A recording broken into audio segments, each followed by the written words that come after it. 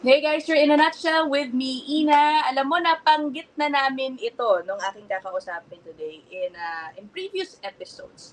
Na minsan, kung ikaw ay nanganganib na dito sa Canada, meaning siguro you are worried that your status might expire, your work permit might expire, naghahanap ka pa ng employer, iba't ibang posibleng sitwasyon. You know what? Sometimes it could be better, it could be a good option for you to leave the Philippines, to leave Canada, go back to the Philippines, and then try to return to Canada. Diba? Kumbaga, mag-re-strategize ka pagdating sa Pilipinas. Ano? And that is the story we are gonna share with you. Meron pong isang pag-uusapan tayong kaso na naging successful, no? Nakabalik din siya just a few months after niyang umuwi ng Pilipinas. Yan. Kliyente po yan ng ating guest. Yan, si Attorney Jake Aguilar ng JCA Law Office. Hello, Attorney Jake! Hello, Ina. Magandang hapon. Kumusta?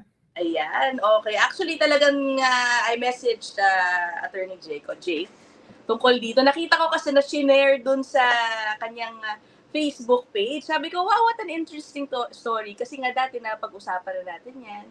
Minsan, you do give advice, no? Depende, of course, sa kaso, no?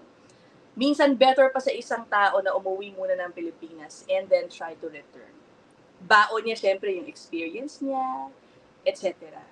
So sige, I will play that clip, the first clip of your client, and then ikikwento sa atin later ni Attorney Jake kung ano talaga yung naging status ni ma'am. Okay? Hold on.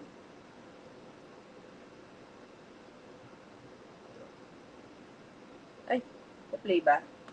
Nasa Pilipinas. Oo, magandang tanong yan.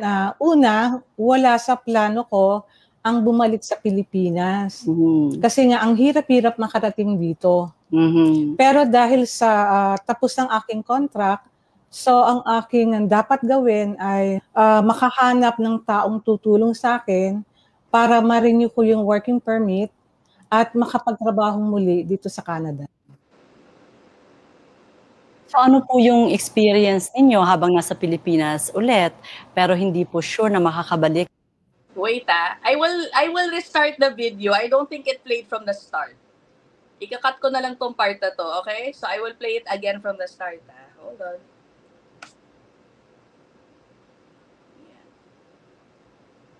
Pilipinas. Oo, magandang tanong yan. Una, wala sa plano ko ang bumalik sa Pilipinas. Kasi nga, ang hirap-hirap makarating dito. Pero dahil sa tapos ng aking contract, so ang aking dapat gawin ay makahanap ng taong tutulong sa akin para ma-renew ko yung working permit at makapagtrabaho muli dito sa Canada. So ano po yung experience ninyo habang nasa Pilipinas ulit, pero hindi po sure na makakabalik dito sa Canada? Siyempre, masayang-masaya ako sa airport pa lang dahil nakita ko na ulit yung kapatid ko at yung aking mga anak. Pero hindi ko ba siya maramdaman yung tunay na kaligayahan kasi iniisip ko, makakabalik pa ba ako sa Canada? Makakapagtrabaho ba ako ulit? So ano po yung reaction mo nung nalaman mong approve na ulit yung work permit mo? Naku, sobrang saya ko. That was siguro mga 1 a.m.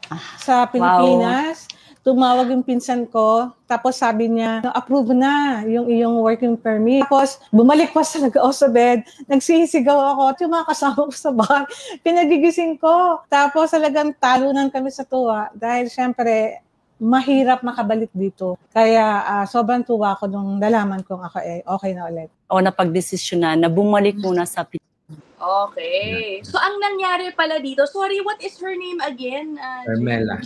Carmela. Okay, so ito nga, no, nakasulat, ano ba yan? Sabi dito, she lost her status when her previous consultant failed to apply for her restoration and work permit extension on time. Tapos, so yun na nga, nawala ng status. Ang in-advise mo sa kanya, umuwi muna. Una sa lahat, ano ba naman, ito na naman tayo sa consultant na hindi inaasikaso on time yung mga dapat asikasuhin? I know. So yun yung unang problem niya. And then, yun, we discuss yung options niya. Pwede niya pa namang ilaban somehow, magpa-restore dito. Pero, ang buti nga din, tinanggap niya yung advice namin na yun nga, sometimes it's better na umuwi muna para pakita mo sa Canada na kaya mong umuwi. Kumbaga, hindi ka masyadong, ano pa yung word? Atat. Yeah, yun ang gusto ko sabihin. There's a better word eh. Pero gano'n na, kaya mo namang umuwi. Parang gano'n, di ba? So, yun, na-demonstrate niya yon and somehow nakatulong yon. For full disclosure, by the way, gusto ko lang din maging honest.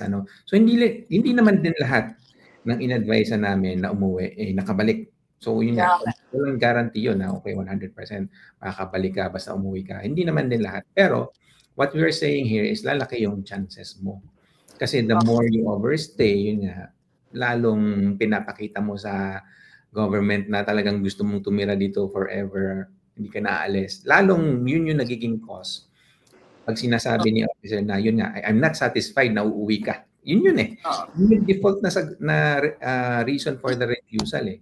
I'm not satisfied. Ganun lang. Na aalis ka before the deadline if ever. So yun, by demonstrating na kaya mong umuwi, naalis mo yung pangamba sa officer na mag-overstay ka. Hindi, kaya mo umuwi. Umuwi ka nga eh. Hindi ba? Pinakita mo nga. So, yun yung main point na yun. Yeah.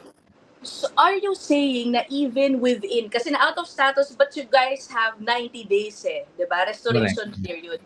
Even if pasok pa siya dun sa 90-day period, what you are saying is sometimes it doesn't sit well. It hindi maganda tingnan, parang gano'n. Correct. Tama yan. Yun yun. Exactly what you've just said, na kahit na pwede pa namang i-restore, within 90 days ka pa rin naman, minsan mas maganda pa rin na, yun, umuwi ka muna. Somehow, di ba, shinare niya. So, natutuwa rin kami kasi very vocal siya, tsaka willing siyang i-share yung stories niya, yung insights niya, yung kung ano naramdaman niya at that time. Kasi it also gives us, insights about what clients think. So, alam natin na somehow, natuwa din siya, na-meet niya ulit yung pamilya niya, di ba, anak niya. But at the same time, andun din yung pangamba, makakabalik pa kaya ako? Parang gano'n, di ba? So, mixed emotions.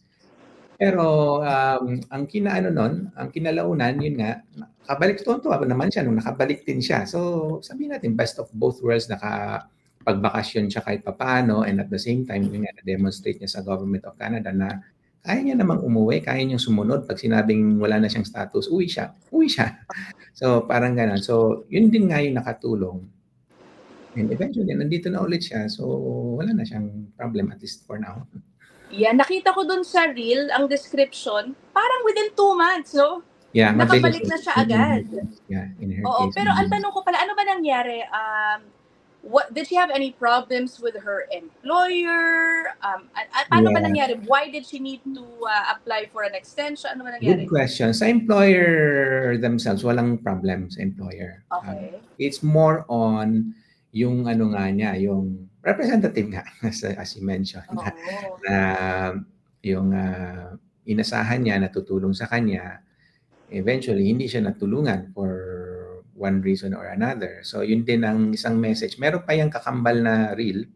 Doon naman in-explain niya somehow na yun, kailangan mo rin umasa sa sarili mo nga din. Totoo yun. Hindi mo pwedeng iasa lahat sa representative mo eh. Or kung pipili ka ng representative mo, somehow, responsibility mo pa din yun. So, kami naman dito, of course, we're not saying na, choose us. Hindi rin ganon eh. That's not our message. Hanapin mo yung representative na bagay sa'yo. Para sa'yo talaga. Kasi kahit kami, we cannot say na we are for everyone. Walang ganon eh. So we are for some, but not for others. Parang ganon. So hanapin niyo yung representative na bagay sa'yo. Yung unang-una pa lang, yung communication. Pag may tanong ka, nasasagot ba? Ano ba nila? Na-address ba nila yung concerns mo? Na-explain ba sa'yo yung process? So anything na sa tingin mo makakabuti sa'yo, na nabibigay ba nila yon sa umpisa pa lang? Kasi kung hindi, yun nga, medyo magduda ka na. Kung may mga tanong ka, hindi sinasagot, kayo na yung sign na hanap ka ng ibang representative mo, di ba? So, anyway, so yun yung pinaka-problem niya sa representative. Umasa lang siya and siguro nga, pinangakuan siya na, sige, gagawin namin yan. before mag-deadline, whatever. Pero hindi naman nangyari nga. Na siya nag-try at naghanap ng ibang representative, and somehow yun nga, kahit nga yun, yung sabi natin prescription namin sa kanya, medyo kahit kami ayaw nang bigyan ng ganong prescription, di ba? Parang, uwi ka muna. Alam naman namin, ayaw din nun eh. Sino bang gustong umuwi, di ba? Gagastos ka. Yun nga, pag umuwi ka, ang question, makakabalik ka pa ba, di ba? What if I stay na lang dito? At least nandito lang ako, di ba?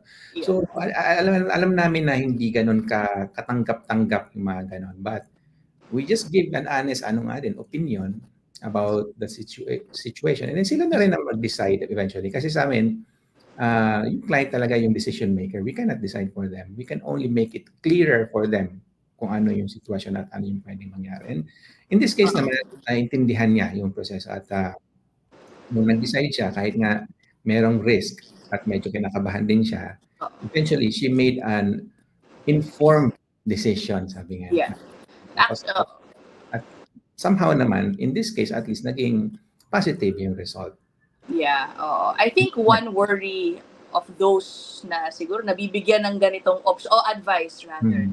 Yung iba siguro hesitant i-take dahil alam nila na hindi na ako papabalikan ng Canada, baka makita nilang pagkakataon ito na mabawasan yung mga temporary residents dito na siyang overall goal kasi. Yeah, totoo din yun. Yun nga, ulit-ulit din natin yan. Ngayon talaga din kasi ang goal ng Government of Canada, magbawas din talaga. So marami din talaga, yan. Kaya nga, sabi ko kanina din, full disclosure, may mga clients din kami hindi nakabalik pa na umuwi muna at hindi pa nakabalik. So, nangyayari din talaga yon. Pero isang message natin dito, hindi naman final yon. Kumbaga, madidelay siya, hindi ka agad makakabalik. Pero at some point nga, pag gumanda na ulit ang sitwasyon dito sa Canada, gumanda yung ekonomiya, makakabalik pa rin naman.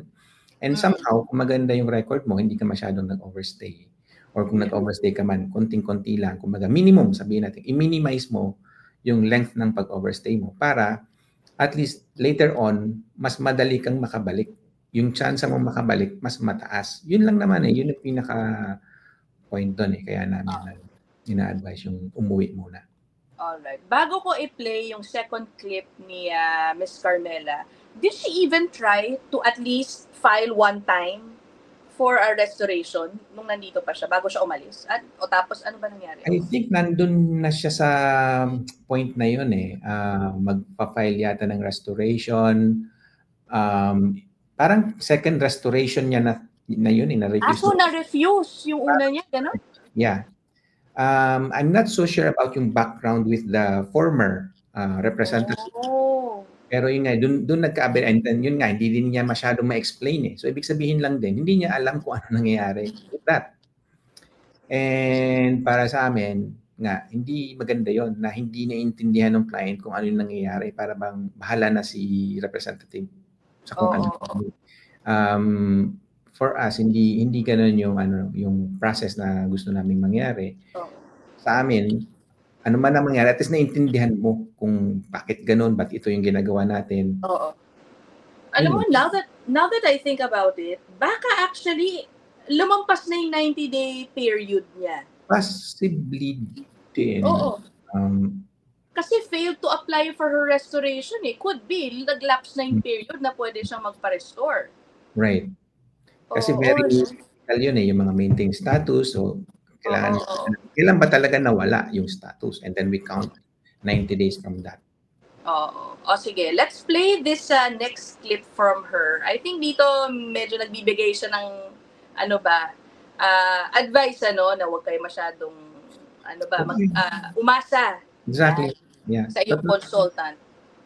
Hold on, ito na yan. Okay. Meron akong mga nalapitan dati. Umpisahan ko lang. Umasa ako, nagdepende ako sa kanila, pero hindi naman pala inasikaso.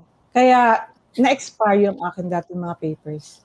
So ano pong maipapayo ninyo sa ating mga kapwa Pilipino na dumadaan din po sa parehong sitwasyon ninyo? Ang maipapayo ko lang, una, maging handa kayo. Tapos, ang talagang tutulong sa sarili mo, maghahanap ka ng tao na matapat at sa tingin mo ay talagang hindi ka lolokohin handa kang tulungan. Katulad na nangyari sa akin. Dati parang nawalan ako ng pag-asa, pero ang sabi ko, walang ibang tutulong sa akin kundi sarili ko lang. Kailangan bumangon ka at maghanap ka ng tamang tao para tulungan ka sa iyong mga problema.